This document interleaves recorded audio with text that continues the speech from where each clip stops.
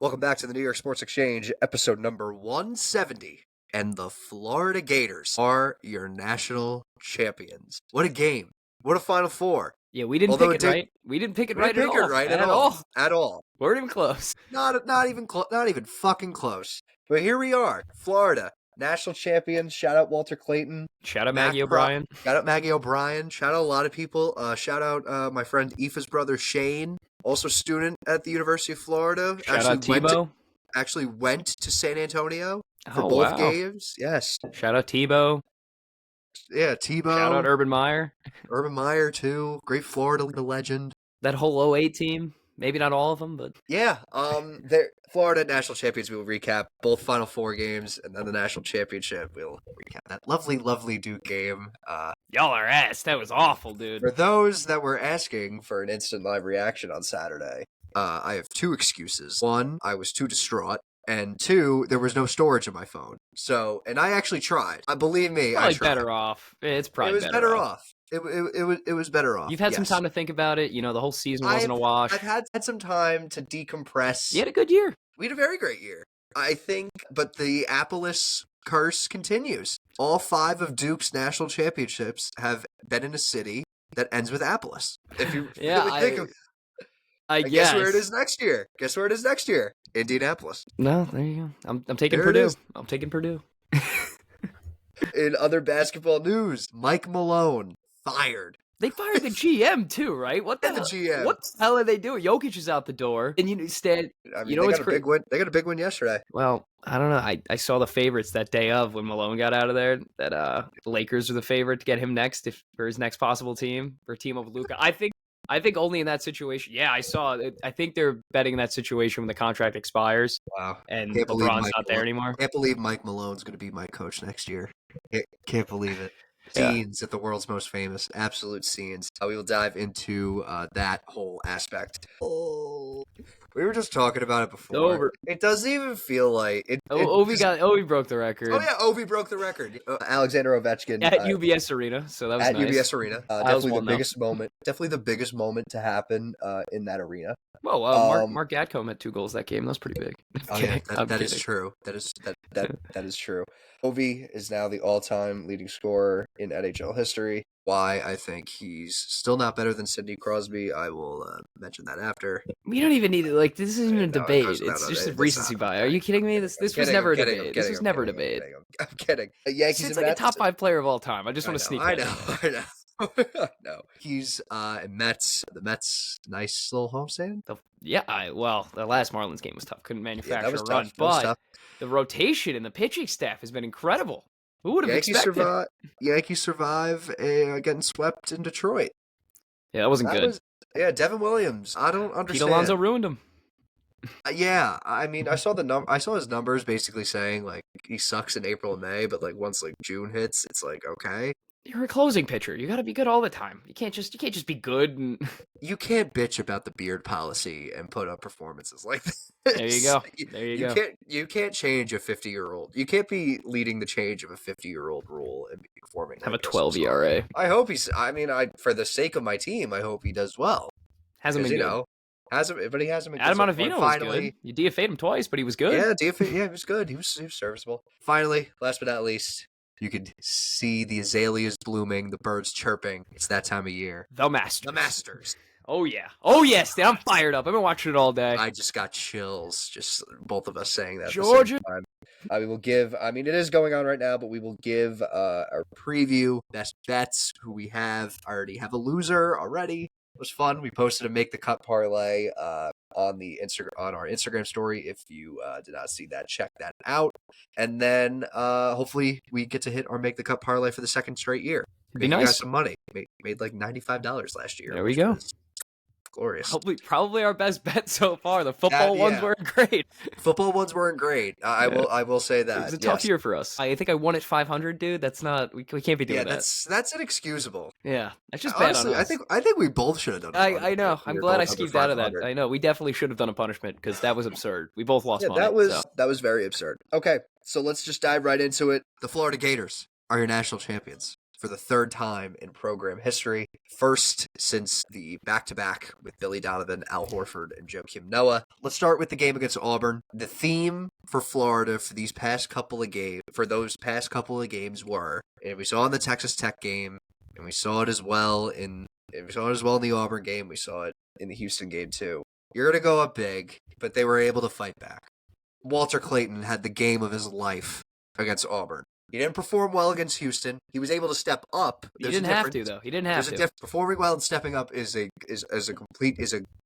two different things. It was insane against Auburn. Houston, he was able to kind of hit shots when it mattered within the last 4 minutes of the game. I was going to say, first half was rough, second half was good. First half was pretty rough. First half was very rough. It was all Houston. I was thinking, goddamn, Kelvin Sampson he's got his title. I honestly think if Houston won, Kelvin Sampson was going to retire. And he's coming back. He's coming back now. Walter Clayton, I mean, this was his month. I mean, I would assume Clayton won MOP. I didn't even look. I don't think I even got like a notification of it. It was AZ Fudd for the women. Shout out UConn. Shout out Kira. Yeah, it was Walter Clayton, of course. What does this mean now for Walter Clayton's draft stock? Like, are people gonna... Nah. I've seen late first round. Yeah, I'm thinking early second for him. I don't think this really does too much. I mean, you see a guy that scores at will. Like, come on. I mean, yeah, stab at a second round pick at it. It's just the NBA draft works. It's all about upside. You don't really care about the. I mean, Cam Reddish was a top 10 pick. Yeah. That dude had averaged 5 points a game. He shot 20 from behind the arc, and they still picked him in the top 10. So leave my guy alone. I'm just saying. You know how it works. I know how it works. Yes, it does. Janai Broom, done. Auburn, done. Now, I just feel like I don't know honestly, how to feel. Stan, for us, it was about time. We were wrong the whole bracket. Wrong. Yeah, the whole bracket. And we were wrong the last time. We picked up the one time we picked them to win, they lose. So we mushed them. That's true. We mushed them. Let's just get to the inevitable. What, you just want to talk about that last 11 minutes, or first half was great. First half was pretty great. It was just like, okay. There were just points in time where we were just letting them back. We would jump out to a lead. We'd go up 8, go up 10 at some point, and then we just let them back in.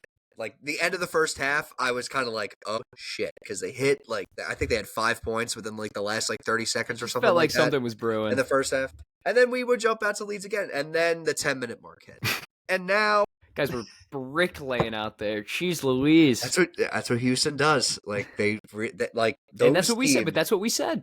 Yeah, that's what we said. Those teams, those Big 12 teams, like Houston, Iowa State, even St. Mary's too. I know they're not in the Big 12, but those defensive-minded teams, they are able to hypothetically just push a button and just be like, "You're not scoring. You're done." Yeah, and that's exactly what they did. It's like Cleveland. Shout out Cavs. Oh my god! But that's exactly what they did. Gotta sneak that in there. That's exactly what they did.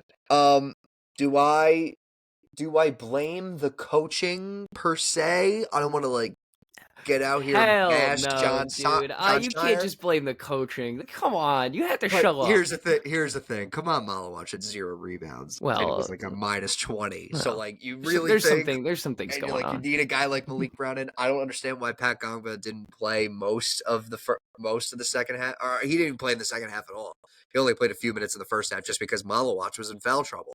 Isaiah Evans not playing, I understood. That was not his type of game. He needs to develop a playmaking ability. His whole offense all year was to go off flare screens and curls and shoot the ball at will. Houston can read that with it. That's pretty much just Sam Merrill. That's like Frog and Toad for Houston. That was a pull. That was an insane pull. I have a Frog and Toad shirt actually. Do you actually? Yeah, it's in my drawer. Wow. Yeah. Wow. And now let's just get to the last 2 minutes. Y'all can't score. What are we doing? Dude, the inbound pass, it's was just bad. mental mistakes. Yeah, it's like a 2K game, dude. The inbound pass was bad. The turnover, the ball going off Sion James's knee. And you can blame the foul all you want at the end of the game, but come on. The things that lead up to that play a big role in that. No, I'm going to say, it wasn't really with the way that they were calling a game, that was not a foul. But let's not act like this was the be-all, end-all, that really cost them the game. No, you guys did it to yourselves. You shot yourselves in the foot. Yeah, we shit our pants. Yep. We shit our pants. And I said, you know what? I'm not going to give myself credit for this, but I said they haven't really been in a game kind of like this all year where, there's going to be pressure. They might have to come back. You can say that. I know the ACC sucked, and we only have one Awful. loss in conference play. There was really, And it wasn't to a good team. it broke me. Like, what do you mean? It wasn't to a good team? But who'd you lose to the ACC? Clemson. Oh, okay, never mind. I don't know why I thought it was Yeah. UNC. No, you won that game. Yeah. Yeah, we won that game. We won them. We beat them 3 times. Yes. Yeah. But all right. Okay, you lost to Houston. Let's climb the ranks, buddy. I know. It's like saying the Rangers beat the Isles twice this year. It's been a good year. I mean, like, I will say though, what the hell was I just gonna say? You hear me speaking. I sound very awful. This was because of the Duke game. Because after I just kind of just let it all out and crying. was just, no, I've been there. yes. Then Isles lost 3-1 in the first round of the playoffs last year. I went for an hour and a half walk. I get it. No. Yep. We're normal. We're totally normal people. I just definitely just like pacing around my room going, it's not fair. It's just a lot of thinking. It's not fair. What the fuck? Do you do the signature? You put the season highlights on in the background and just sit? I didn't. Oh, No. I do that every time. I took a nice little, I don't want to say it on air. Yeah, I get it. I mean, Tim knows.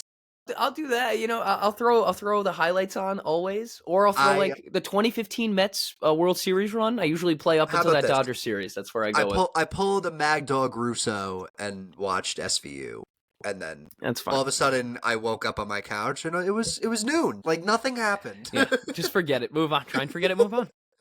like nothing happened. Yeah. But literally, as soon as I just like let it all out, like I just started getting sick.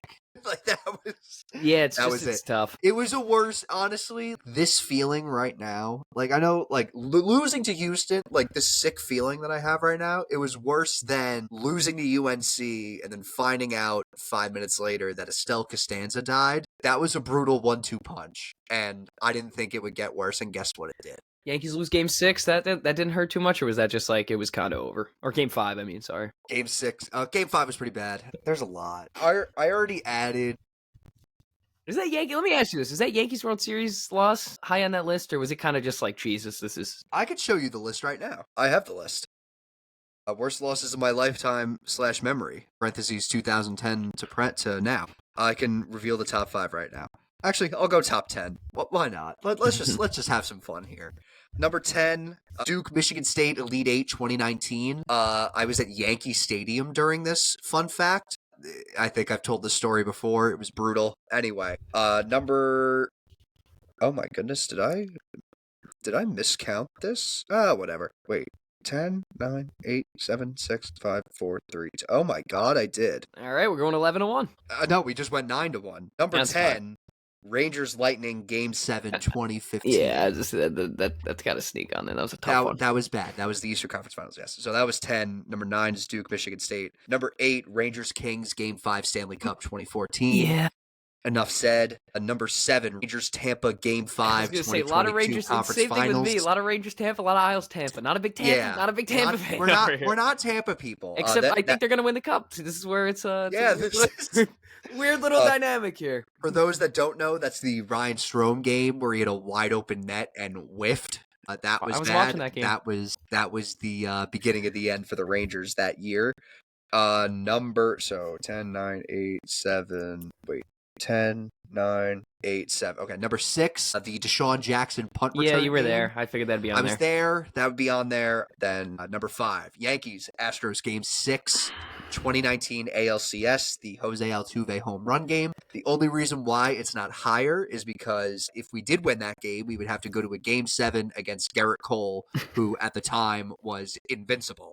Like, could not touch him. I did not think that Yankee offense would even do anything. So it sucked that we lost that game. Sucks that what we found out after that game, but yeah, for the whole league. For the whole league as well. Number 4, Yankees Dodgers Game 1, 2024, the Freddie Freeman Grand Slam.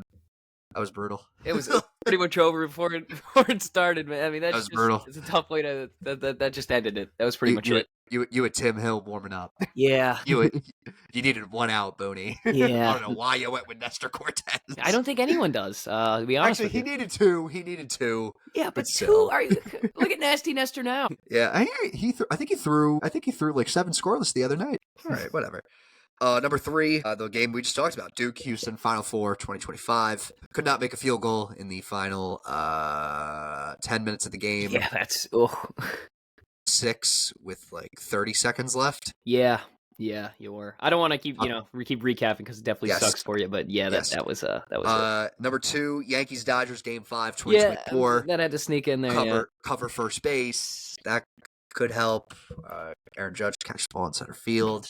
Then nothing would have happened. The whole thing would have been avoided. Every time I just see a pitcher going over to cover first base, I'm like, someone does that, or we could be winning the World Series. Yeah. So we're going back to LA. Well, yeah, we'll see how that wouldn't have been nice, but. And at number 1, it's the inevitable Duke UNC Final Four 2022. I just think it's just because just so much impact going into that game. The rivalry aspect to it, losing to your rival in the Final Four, having it be your Hall of Fame head coach's last game ever. Yeah, I mean, it sucks. That's the same thing. If I was alive for that Mets-Yankees World Series, that would definitely be number 1 for me. Exactly. Honorable mention would go. Honorable mention: Yankees Guardians Game 3 of the ALCS, the Jhonkensy Noel walk-off home run. Yeah, and I'll tell you why. Just a tough beat. And honestly, it should be much lower just because of, we won the next 2 games. But the thought of that afternoon of me just going, oh my God, we were 1 strike away from being 1 win away from going to the World Series. It was just deflating. I mean, that was a nuke. That was a freaking bomb. Actually, it wasn't really Jhonkensy Noel's walk-off. It was his game-tying home run. It was David Fry that hit the grand slam. Yes, he did. Yes, he did. Now let's go to the national championship. Florida wins it all. Houston. I mean, they did the same thing Duke did. Let's talk. Yeah, I was just gonna say, if you're Duke, you were definitely like myself. You were definitely watching that game, just going, "What the fuck?" Getting flashbacks from the night before. I mean, yeah, it was good. Your thoughts on the play call, the last play? Because I'll say this: outstanding play call by Kelvin Sampson. Sharp had the open shot. Yeah, I just think, but again, it's sort of the thing where we can say nice play call, whatever, but it comes down to the playing performance. It was just I thought it was over. I mean, were they up 13, 15 at some point? They were up 13 at one point. Yeah, it seemed like it was pretty much over, and I don't know. it's again one of those things. You're on the biggest stage. You would think the night before they do the same thing to Duke, they could somehow finish this out, but. What are you going to do? Congrats, Florida. Whatever. Congrats to the Florida Gators. It just means more. Todd Golden, congrats to you. Sure hope he's having a great time in Gainesville right now. If you know, you know. Anyway. Telling you, Urban Meyer went back. Yeah, yep. Welcome back, Urban. Anyway, let's go to the NBA, and then we'll do our Masters preview. Mike Malone fired. So much to unravel. I don't know. It's just the playoffs are right around the corner. I got that wrong. Sorry. Oh my God. I also just saw a funny meme. I'm so sorry. Anyway, keep going, Tim. What were you going to say? Just saying the playoffs are right around the corner. It seems a little rash to just get rid of your head coach. Yeah, I don't know. Yeah, you couldn't wait the month. That's what I'm saying. What's the difference? And also, you have the best player on the planet right now. Maybe he was unhappy. I don't know. If he just takes over, you don't really need coaching. Yeah, that's Steve Kerr's been doing it for years. I really just don't understand. I get the logic behind it. Everything leading up to it. They fire the GM 4 days before, then they fire Mike Malone. Yeah, that's where it just doesn't make sense for me. I just don't. I'm trying to find my notes and I can't find it, and I'm gonna lose it. I mean, Malone he was he was all in too. He bought into the Denver culture. He's been the coach for the past 10. That's what I'm saying. He won a championship there. He's familiarized himself with the families of the players. I mean, he went to Serbia to fucking meet Jokic's horses. He's been around. He's got a Nuggets tattoo. I don't know. Yeah, it didn't seem like they were doing too bad. Yeah, but where do they go now? Because do the Nuggets stick with the interim? I don't even know who the interim is. Do they hire outside? Who would be available? I don't even... who would be available? David Edelman's there. That's their interim. I don't even know who's available. Does he go to the Spurs? I just thought of that. Because Pop's going to be done. Yeah, maybe. Pop's gonna be done, maybe. The I know NBA's a a fuck. lot I of. don't even fucking know. I don't understand. I really don't. Like, does he go to the Knicks? He has ties with the city of New York. He grew up in Queens. His dad was an assistant for the Knicks. He was an assistant for the Knicks. And I know Tom Thibodeau is still the head coach of the Knicks. Is he though? We'll see. I mean, we lost to Boston again. Like, it's fucking Groundhog Day. Cleveland, Boston. Yeah. Okay, can't beat any of them.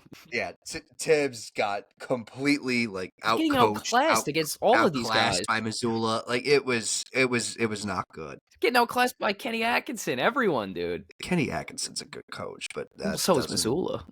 So is Missoula too, but like I don't get it. I Yeah. just don't. I don't get that. I don't know where they're going to end up with there, and I want to flip that to the Phoenix Suns, who are eliminated from the playoff contention. What the hell are they going to do? I mean, is KD finally going to be a Knick? Is that what we're leaning towards, Stan? I don't want Kevin Durant. Like that's my start here. They're really. I mean, they gave up so much for Bradley Beal. It didn't work out. They gave up so much. I saw this today, and I almost pissed my pants laughing. Bradley Beal posted his underdog slip for the Masters, and it just made me realize he's getting paid $50 million a year to play basketball, has a no-trade clause, his season ends in like a week, his alma mater just won the national championship, and now he gets paid to gamble. He doesn't even get paid he doesn't play. He doesn't get paid to play. He never plays. Bradley Beal completely fleeced the NBA. He took a great offensive showing on a horrible Washington Wizards team, and then was like, you know what? I'm going to take this massive deal. Then he gets traded to Phoenix. He's got a no-move clause. He never plays. He can do whatever the hell he wants. Yeah, I mean, good for him, but, like, my God. They're screwed. They screwed themselves. Yeah, they have a good place to restart with, what's his Devin Booker. Devin Booker, thank you. I'm, like, completely losing it. There's also, like... Like, Nurkic doesn't talk to the team. They don't even have, like, they're just a mess. That's bad. That's just so bad. Like I can't even understand. I can't even really like. Well, it sucks to hear, Stan, but they're comparable as the Rangers in the NHL. I mean, it's the same sort of fucking situation. Yeah, that is. Also with let's talk about Malone again. Sorry, Mike Malone. The last 2 for 6 NBA champion head coaches have been fired. The only 2 left are Steve Kerr and Joe Mazzulla. Mike Malone fired. Mike Budenholzer got fired by the Bucks. Frank Vogel got fired by the Lakers, and Nick Nurse got fired by the Raptors. 2 were able to find jobs, even though Mike Budenholzer is doing I don't know what the hell he's doing over in Phoenix right now. Like that also seems to be a disaster. Everything comes back to Phoenix. Yeah, it does. But I will say, let's take a look at the Western Conference. The Warriors, that is a loss you cannot afford. No, not at this time. It's such a tight race in the Western Conference. It is. So right now, it looks like the Lakers are going to be the 3 seed. But that could flip any day. I mean, that's the crazy thing. Behind them in the 4 spot by 1 game are the Nuggets and the Clippers.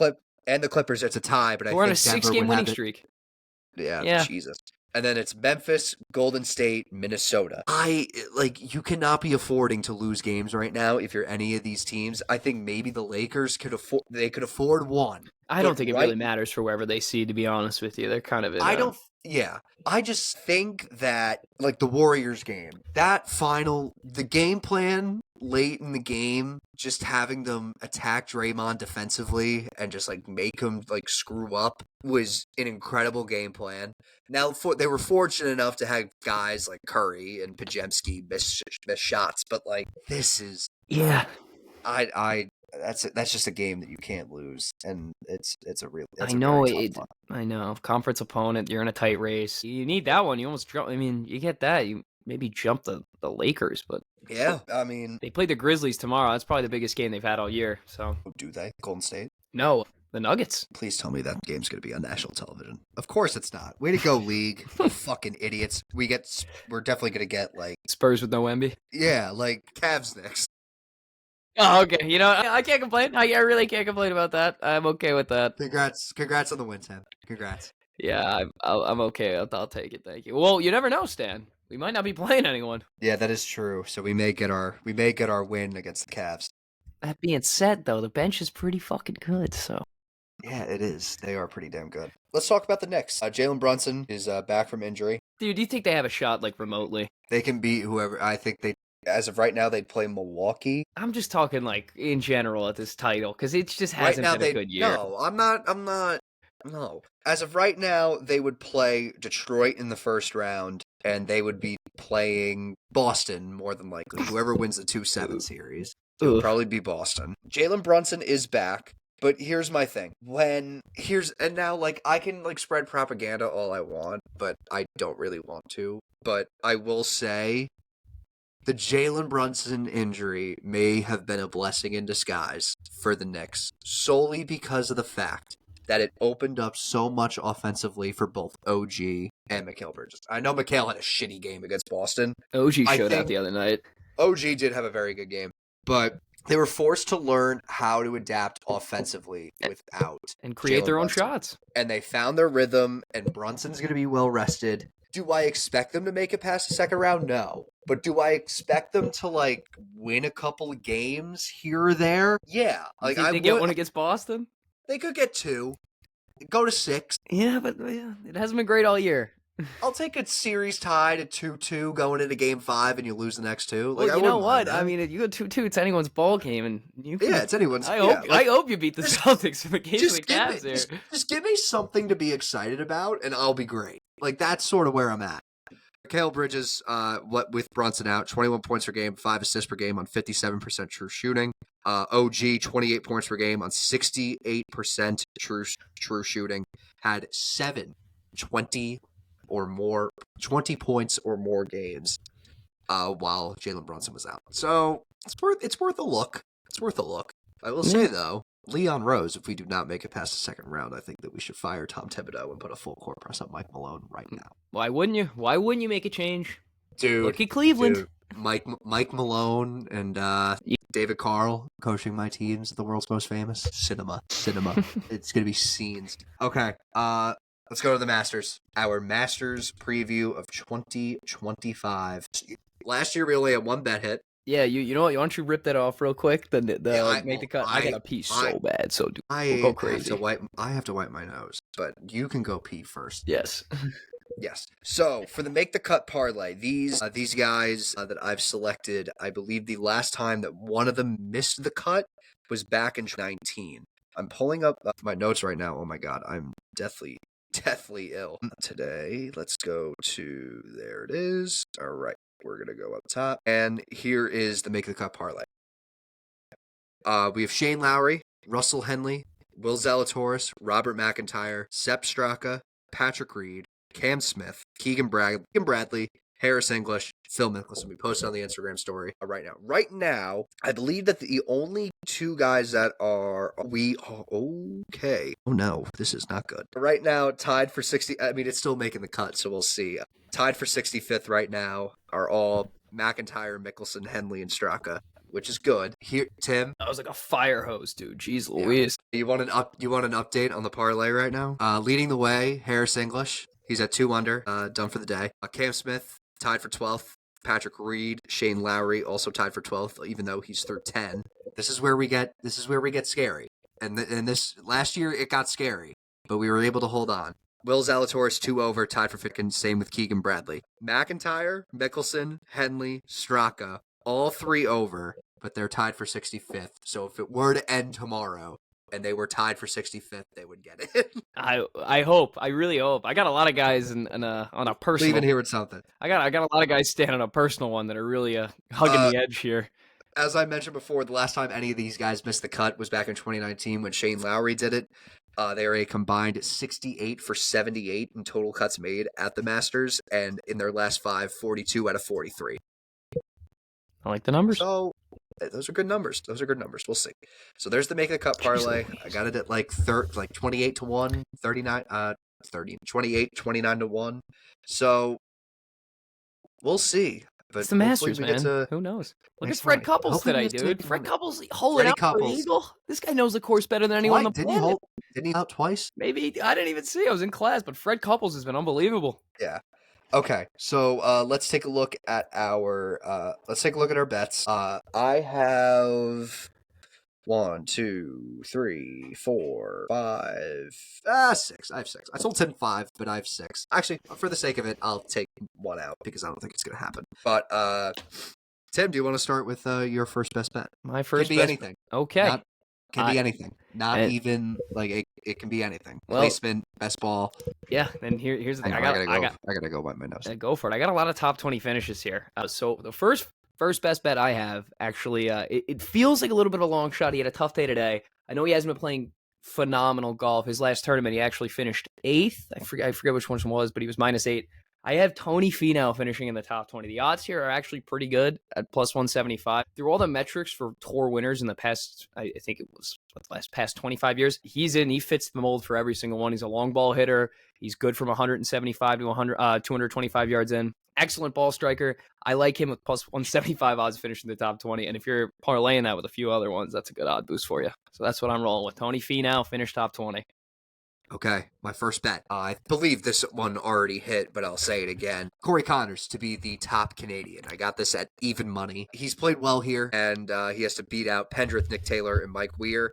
That's a start. And he also hits the ball longer than anyone in the field at a course that rewards players. Or sorry, I'm reading a completely wrong one. Holy shit. He has 3 top 10 finishes at Augusta in his career. Holy shit. I meant to read something. Of course, does favor the long ball, though.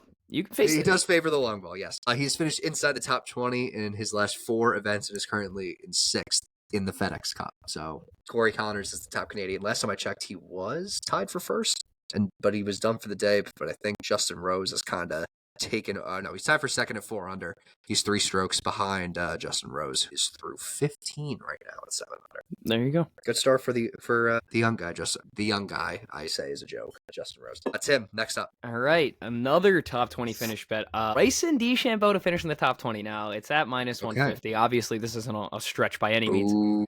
But again, we're talking about a course that favors a long ball hitter. This is the longest ball hitter, longest driver hitter, probably longest ball striker on the not on the tour, but in this tournament. I mean, -150. I kind of like these odds. And again, if you're parlaying it with something, that's going to help boost it a little bit. So Bryson DeChambeau to finish in the top 20. I actually have another one of him finishing top 10 too. So I'm all in on DeChambeau this year. Okay. Next up, I have Phil Mickelson to finish as the top senior. Another juiced one, -150. Even though Fred Couples is at 1 under. Couples is Dyson, dude. Couples and Angel Cabrera's +3-2. They're at the same field right now. All right, they're at the same field. So is Fred Couples making the cut again? Is that live when we're going Stan here? Just to sneak that in real quick. Fred Couples at 65. Really? It's gonna fall off. All right. I felt very old by putting Phil Mickelson on there. I felt very old by listing him as a senior as well, but here we are. When I wrote this out, I felt that this would hit with ease, but then I saw Fred Couples. Guy knows the course like the back of his hand. Yeah.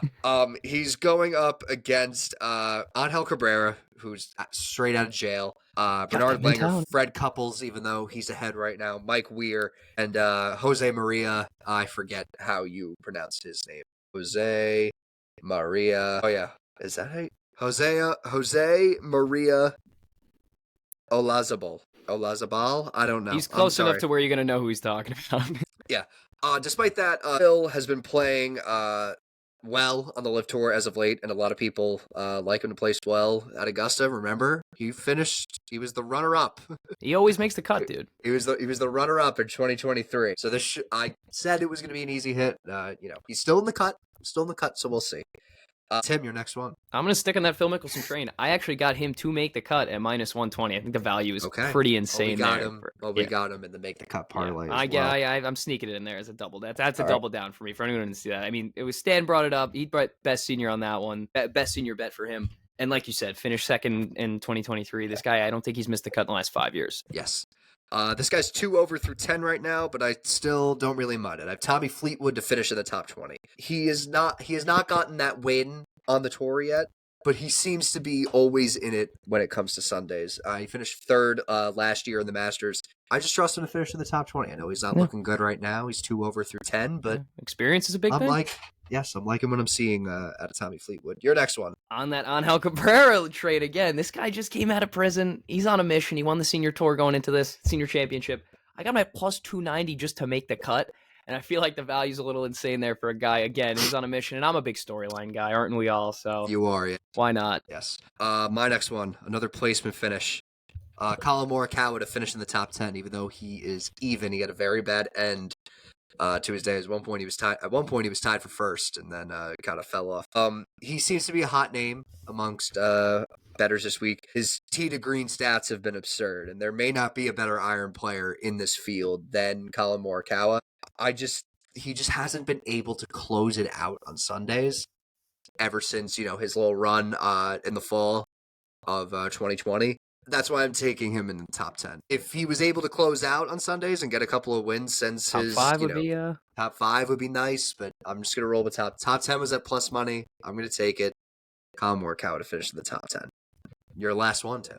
This guy is playing the best golf on the Live Tour right now, and I feel like that's going to translate over. I know he needed to hit some. My brother especially was texting me today. Needed some more birdies on the back nine from him. But Joaquin Niemann at minus 115 to finish in the top 20. Again, like I said, he has been playing the best. He had almost the same thing with Morikawa too. He had a very good start to the day, and then he kind of fizzled out a little bit. Yeah, but again, all you got to do is make the cut, then you go from there. So I really like him to finish in that top 20. Again, probably the best golfer in the Live Tour right now, so stay hot. Last but not least, I have an outright winner. People will never forget, I took Jon Rahm to win the Masters 2 years ago. No research at all. Don't tell me you took Scheffler. You didn't take Scheffler. I did not take Scotty Scheffler. Better not be Rory. He's no Grand Slam for him. Nope. Bryson DeChambeau. Yeah, that's a popular to win the Masters. 2-time major champ. This is the one that I was accidentally reading when I was talking about Corey Connors, who hits the ball longer than anyone in the field at a course that favors par fives. I will say this. If Bryson DeChambeau ends his career not getting a green jacket, what the hell are we doing? Because I feel like this is his course. He only got his first top 10 at Augusta last year when he finished tied for 6th. I just think the value for him was ridiculous. Got it at 16-1. I don't blame you. I beeped it. I mean, yeah, and sneak my last one in there because I'm a huge Tony Finau guy. I got him at plus 7,500. So if you're interested in taking a long shot, I really like his value there. He meets all the metrics of the past 25. Currently, DeChambeau is 2 under through 11. So not bad. Again, it's got to take it all the way to Sunday, dude. The way he plays too, like you noticed in the U.S. Open, he didn't really creep up that. He was in like the back of that leaderboard. He didn't really creep up until like late Saturday into Sunday. It really all matters in that back 9 on Saturday and then hole 18 on Sunday. Yeah. Also, do we think Justin Rose is going to hold on for this? God, no. For today or for general? Just in general. No. All right. It's the Masters, dude. You always see one guy run off in the beginning and then the back end always takes over. That is true. Okay, that is our quick Masters preview. Let's go now to the Yankees and Mets. Let's decompress here. Things have been good. Things have been good for the Mets. The Mets have been actually on fire. They won 6 straight, even though they lost to the Miami Marlins yesterday. Tim, how you feeling? I believe you're on top of the NL East. If I'm not mistaken. Are for the first time since 2023, I believe. The first time 22. 22 was it? I think just in general that we've had. Is it 22? Or like in general, just probably. First, yeah. Okay, one of those. It's been a while. You're a half game out, but we were there for a day. It's been a while, but you've played more games. Yeah. You've played more games. It's nice to be where we are. Again, I think everyone's surprised how great the bullpen's been. Kranich's been an absolute gem of a pickup. And Rosenbaum, a guy that I really had no faith into going this year, has been also fantastic. The Brett Beatty struggles continue. I said that going into the year. I think we all kind of knew that. He's just not need to stop he's just not a good baseball player. He's not a good baseball player. He's 1 year younger than Juan Soto. Put that in perspective. I mean, this guy just can't figure it. He can't figure it out. He can't figure it out. They just need. He can't figure it out. You mentioned that, and I just feel like he's gotten chance after chance after chance. And the thing is, Stan, there's no where's the gap? Because we send him to AAA and he bats 400. You call him to the majors, he bats 111. I mean, I don't know where else do you put him? Exactly. Yeah. So he's been kind of a tough topic for Mets fans. Again, him and Mark Vientos needs to pick the fucking bat up. He needs to figure that swing out. I was big on Mark Vientos going into this year too. So was I. Pretty big on him. He's got to figure. I know it's early. He's got some time. I mean, look how Lindor started off last year. So we'll see. Get the bat going. We'll see. Next, we'll talk Yankees. They lost 3 straight. Jazz got to pick it up a little bit. Almost lost 4 straight too. It's the Devin Williams I'm worried about. I will say, let's start with the good. Max Fried was incredible. Yep. Was incredible. 7 innings, 5 hits, no runs, 11 strikeouts, no walks either. He's got to step it up now that Cole's done. He's the guy. He's the guy now. He's the guy. There are other people in our rotation that also kind of have to step up too. Like Cookie Carrasco. Welcome to the Cookie Carrasco show, my friend. It's not fun. It's not fun. Dude. He's a 4.5 ERA guy. That's what he is. Dude. It was a fun spring training story, but like Clark Schmidt needs to get back here now. Like that is. How do you think I felt when he was pitching for the Mets 2 years ago like this? I mean, this was 2 years ago I was saying this. Yeah. It's abysmal. He's not good. He throws like 88. He's got no movement. Yeah, like he looked good in the Arizona game. I'll give him that. But like the Detroit game was just a fucking disaster. Just an innings eater. Yeah.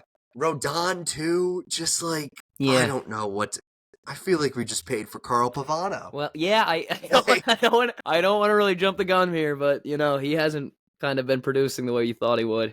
And then again, this was kind of a shock to me too, because going into the year, I figured, you know, the issue for the Yankees was going to be the lineup. That's kind of where they were going to struggle and figure out, put pieces together. The rotation and the bullpen, the ERA is not good. The combined ERA is not good, and it's the reason you're losing games because you have, I think, the best average in the league, the most home runs. We do, yes. Well, it's kind of died down now because the Detroit series and it was freezing cold, but whatever. We're off today. We're taking on San Francisco for the weekend. We have a nice, if you want to call it, a 10-game homestand, considering that we're playing 4 at Steinbrenner next weekend. You can call it a 10-game homestand, man. Playing at your owner's field.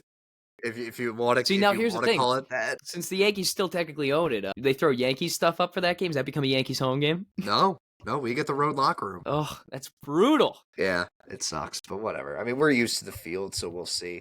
We take on San Francisco on. Oh yeah, speaking of Marcus Stroman, my God. I told you. What did I said this about these two guys, Stan? I can't anymore. I just can't do it. He can't pitch. I don't know. In a league that relies heavy on velocity, dude, unless you have some crazy stuff, which he doesn't have, unfortunately, it's just doesn't seem to work out. It's not going to work out. So 3 against San Francisco. Who's been good? They've been good. They've been very good. Verlander looks good. That's unfortunate. The game's going to look like the pitchers are going to look like Ray against Stroman, Jordan Hicks against Will Warren, and then Logan Webb against Carlos. It's kind of, I don't want to say it because like I just don't want to get to a point where it's like I'm only going to be invested if Max Fried is pitching in the game. That's the life of a White Sox fan last year. Kind of what do you mean the life of a White Sox fan? Crochet. When Crochet was pitching last year, that's when you checked in because he won like I want to say half of their games. That is true. And then take on Kansas City for 3. And that's not an easy one. They got a real good staff. Reagans can pitch. I mean, there's Lugo. I will say you were never the most right you've been about anything, Stan, ever on this podcast was Tarek Skubal. Tarek Skubal, Cy Young. Just in general, you were so high on him even the year before that.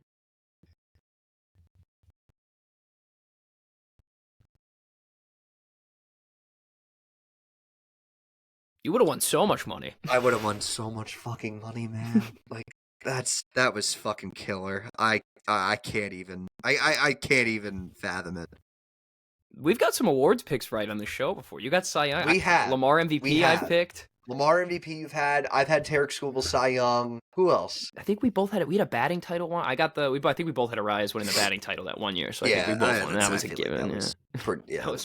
Sorry, that's like minus 350 if you look at a sports book. So I don't think we really picked anything crazy there. Like who's the MVP favorite right now?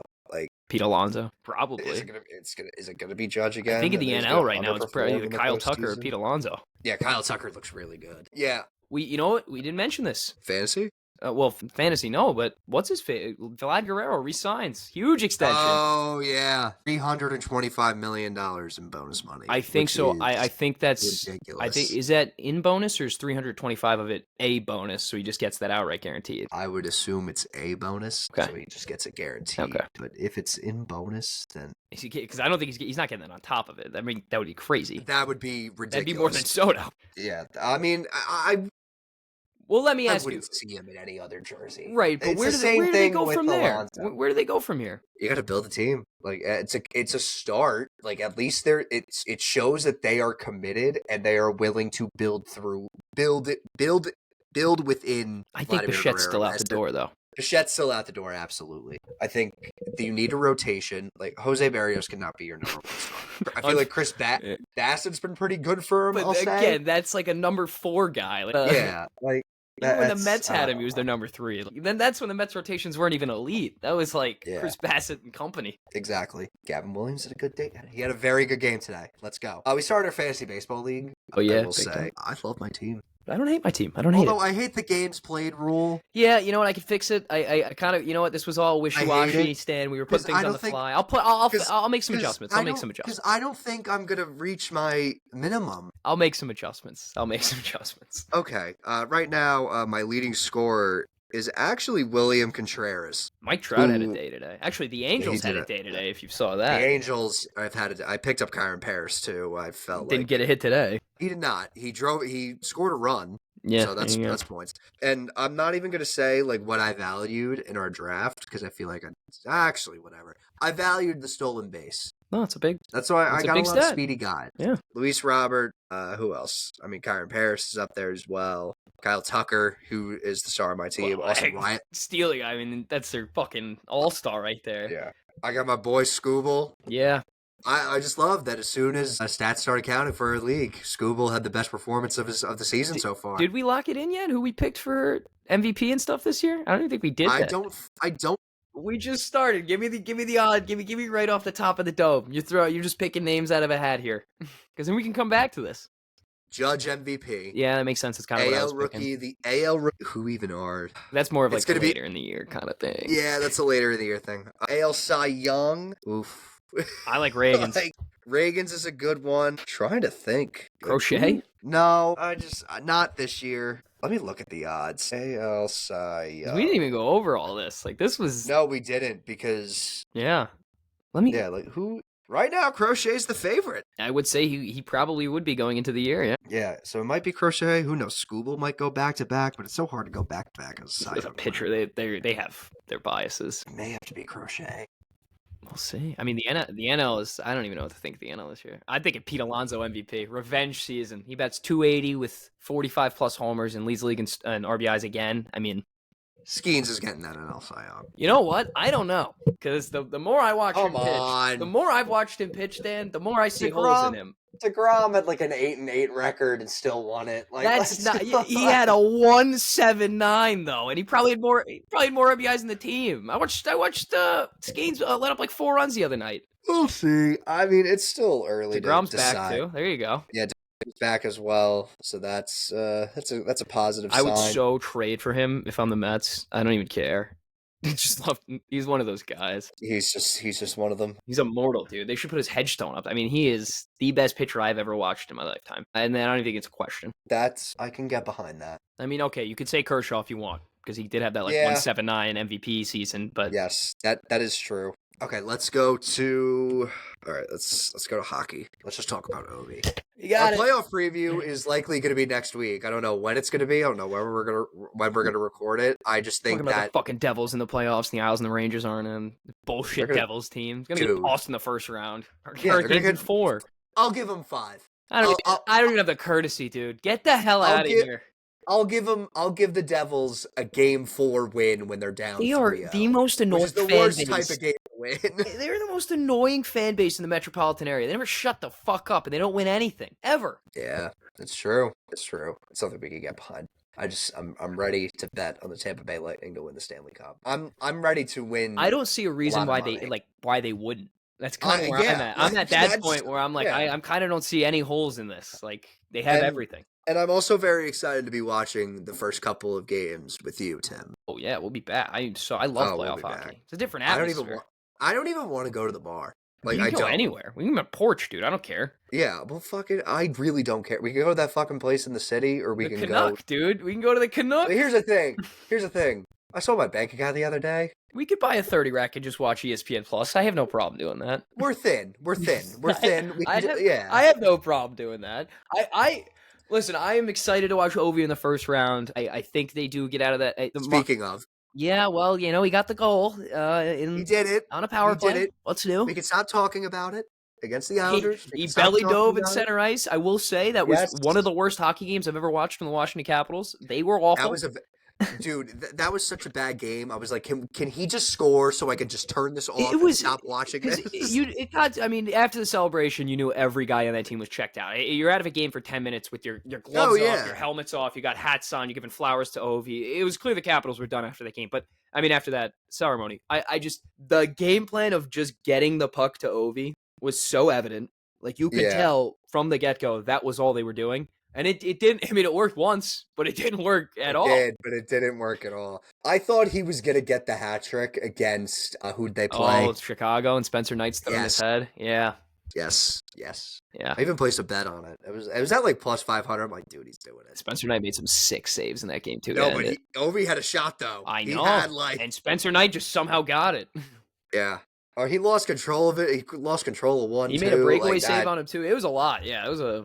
I mean, Chicago is literally the worst team. If you looked at the plus minuses for Bedard's the lowest and least, -40 this year. Who's in better shape, San Jose or Chicago? San Jose. Chicago's treading water. 5 years. Now. 5 years. San Jose has the framework set up with guys already in the NHL. Chicago has that whole landscape bubble of prospects. None of them have really stepped up in, other than Bedard. I mean, the other guy, you could say like a few other third liners, but I would say definitely. I know the goaltending's in Chicago, but no, I take that back. The goaltending's 100% in San Jose. They have a Skarov in the AHL they traded for as the number one goaltending prospect. So okay.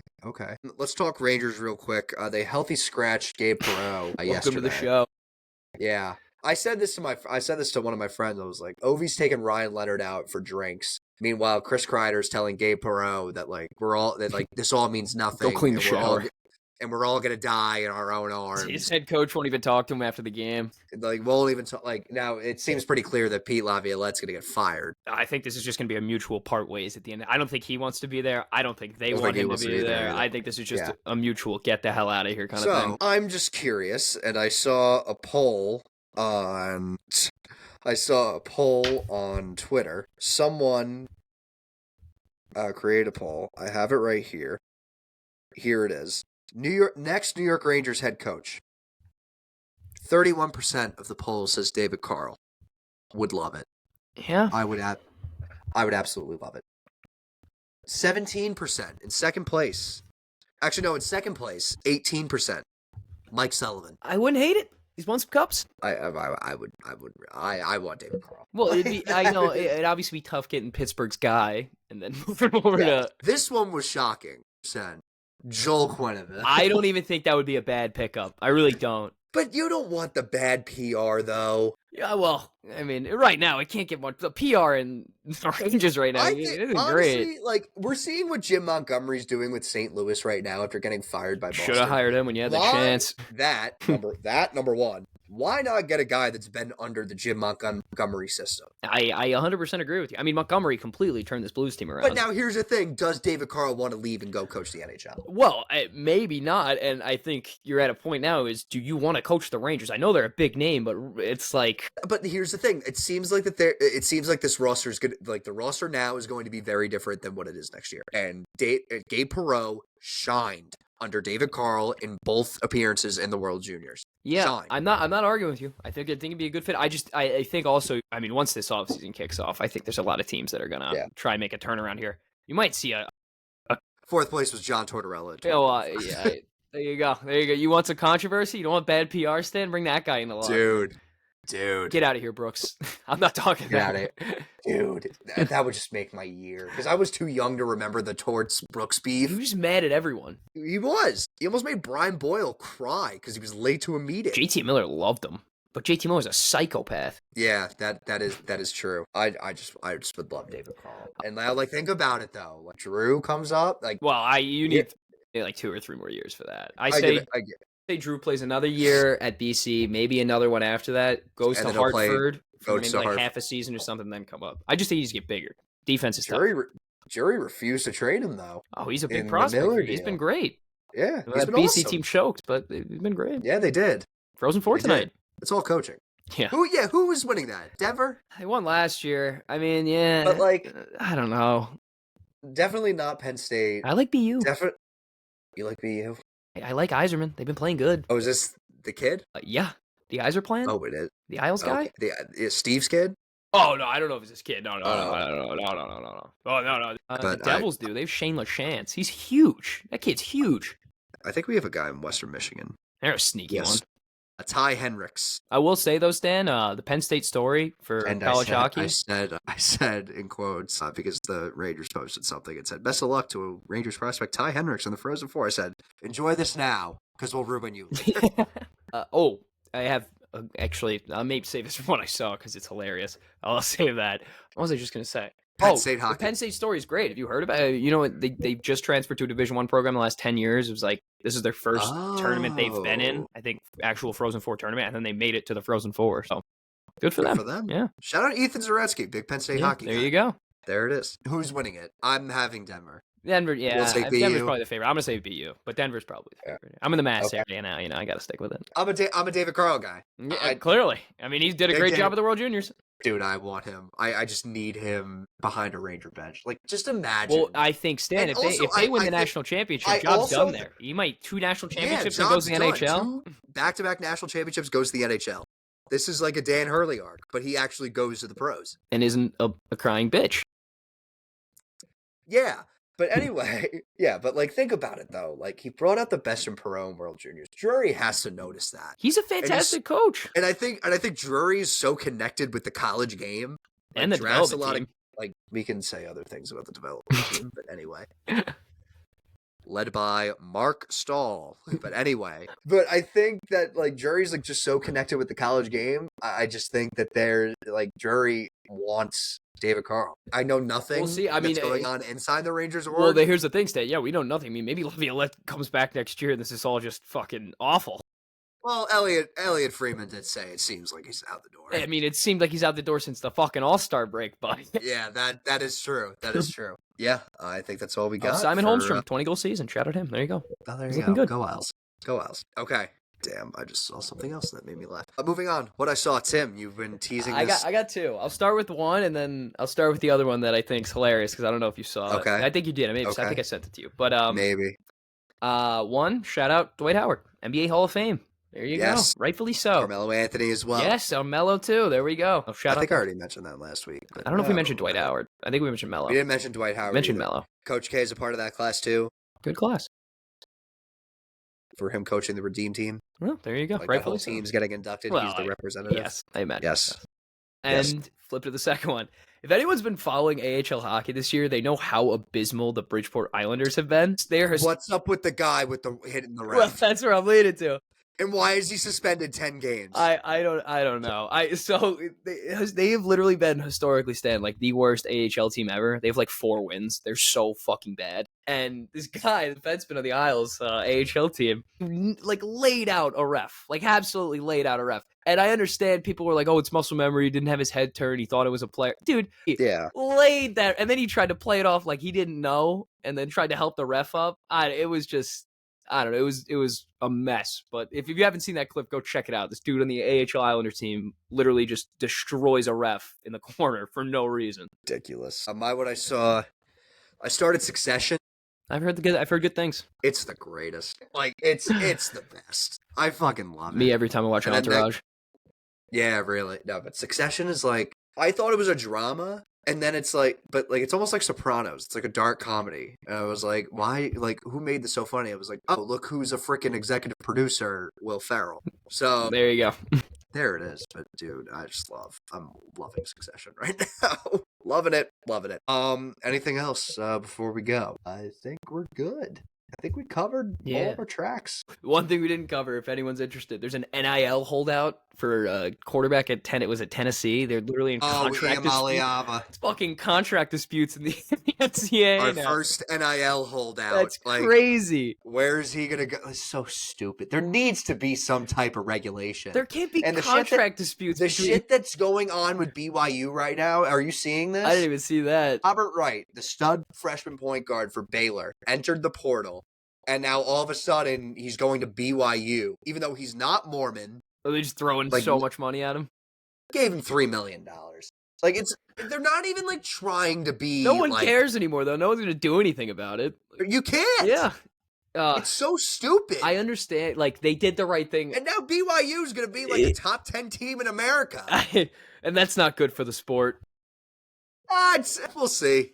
It's just funny because it was the right idea, and then they just... It was the right idea, but they just gave the players way too much power. They were like, fuck regulations, this is it. Like, we're just going to roll with it. Yeah, like, imagine if, like, it's not going to happen, but, like, imagine if flag comes back. I mean, who knows? How much, in terms of how much, 10 to 13 million. I mean, it's crazy. Absolutely. It's crazy. It's crazy. It's insane. crazy. It's ridiculous. Yeah. It's completely ridiculous. Okay, that's going to wrap it up. Be sure to follow us on... Why is there a statement from Isaiah Bond? Oh, no. Isaiah Bond has turned himself in on a sexual assault charge of Texas. Yes. All right. What a thing to leave up on. Yeah, sorry. Jeez.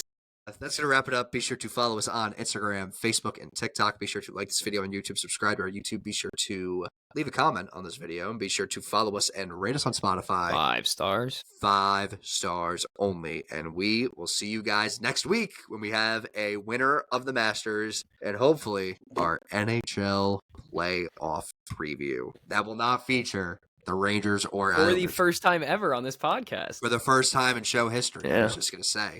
First time will be neutral fans. Tim will be a neutral fan. I will not be a neutral fan. I will be a neutral fan for the first time. I have a Tampa Bay Lightning jersey. Can you hold me one? You got one of those like black Marty St. Louis? Oh, I gotta. It's so funny why I have this too. I'll leave it on this. I'll leave it on this. I have a Tyler Johnson one from when he beat you, because he beat you guys. Like, he's the reason you guys lost that series in 15. It's the reason I have that jersey. Your dad was like, I'm so proud of you. My brother bought it. My dad was like, wear that to school. I'm sorry. All right, peace out, guys.